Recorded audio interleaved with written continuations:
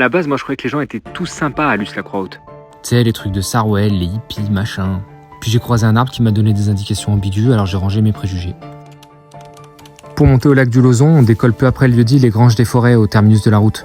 On commencera par suivre le lit du Buèche jusqu'à un panneau indiquant qu'on est au niveau du ravin du Fléillard. De là, on s'engage main gauche sur une large piste qui traverse à plusieurs reprises les sources du Lauzon. Sur cette piste, on croise plusieurs petits cours d'eau qui permettent de se rafraîchir et on pourra aussi profiter d'une vue sur la big cascade bien vertigineuse qui s'échappe du lac du Lauzon un peu plus haut. Une fois la longue piste remontée, maintenant ça va être les alpages, c'est un peu plus raide, mais ça vaut le coup, juste au-dessus il y a le lac.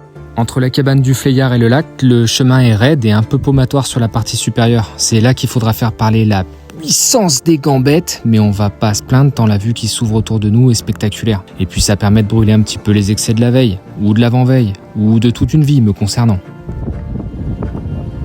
Sortie de ce maudit alpage, et ben on va arriver au lac.